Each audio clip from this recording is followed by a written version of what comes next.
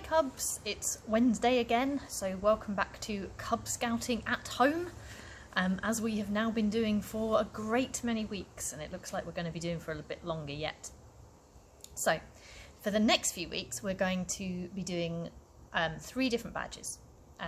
We're going to work on different things for them each week, and hopefully they will complement each other quite well. Might not seem like that this week, but hopefully as we get more into it next week and the week after, that will become clearer how they complement each other and why I've put them together. So we're going to work on the Environmental Conservation Badge, the Hikes Away, and Photographer's Badge. Now some of you will already have Hikes Away badges on your uniform, because this is a badge that you can do throughout your time in scouting. So you can start it in Beavers and work through it on Cubs, Scouts, and through in Explorers. Normally you have to do 3 hours of walking when you're a Cub to get one of the stages of badges, so we normally do it over a couple of evenings. But we're going to make it a little bit easier this time, because obviously 3 hours is too long for us to be out at the moment while we're all staying safe at home. So instead of doing that, we're going to do lots of little walks, and we're going to combine the Photographer's Badge into that. So let me start off by talking about the Environmental Conservation Badge. So this has lots of different points to it. It's got 5 different activities you need to do for the Environmental Conservation Badge, and we're just going to do one of those this week.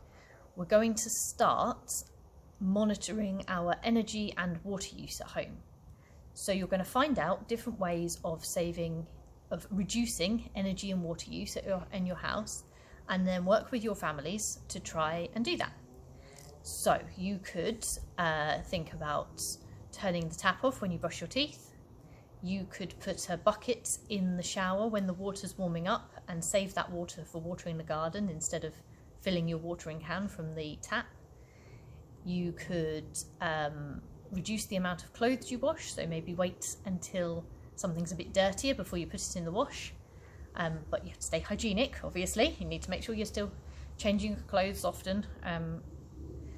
You could have shorter showers for those of you that have showers, or if you have baths, you could fill your bath up a little bit less than you normally would, or make it a little bit cooler than you normally would.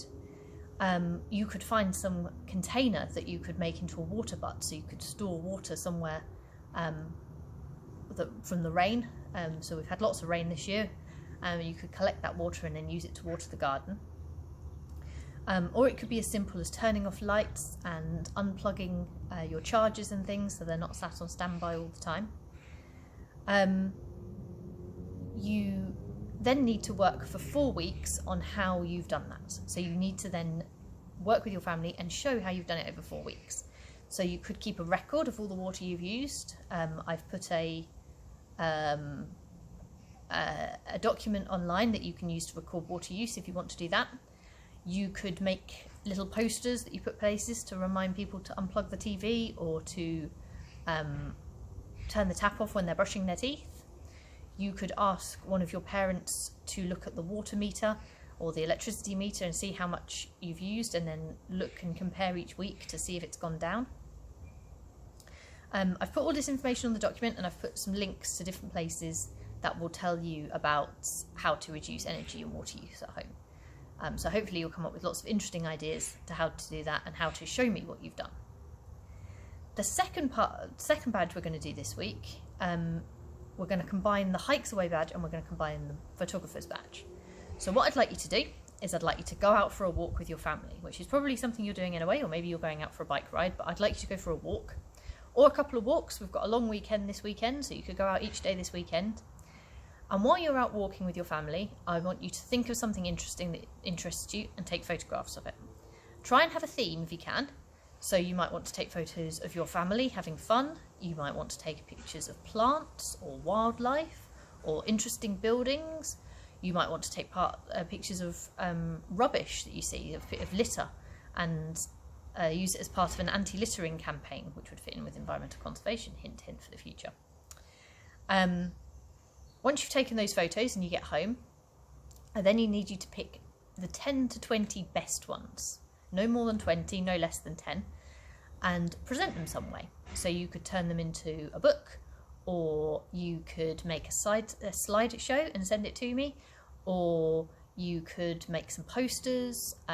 You could have you could make it into a shareable thing and ask your parents to share it on Facebook, or you can make it into a YouTube video, whatever you fancied.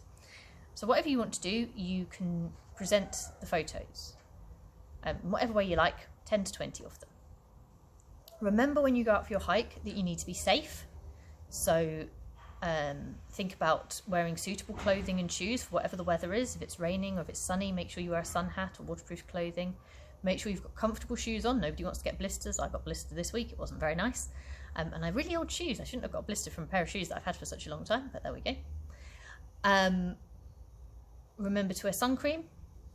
Remember to keep your distance from people from other households, so you shouldn't get within 2 meters of somebody from another household. Know where you're going. Make sure you take a charged mobile phone with you in case anybody has an accident, and make sure that you follow the Green Cross code when you're around the roads. So stop, look and listen. Don't run when you're on pavements. Don't cross the road between parked cars.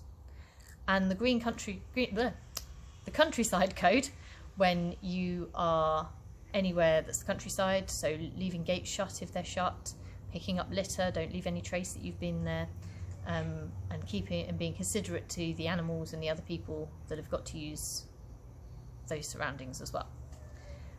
I'm looking forward to seeing all your photos and hearing about all the interesting places you go to on your walks in and around Dunstable or Luton or wherever it is you live.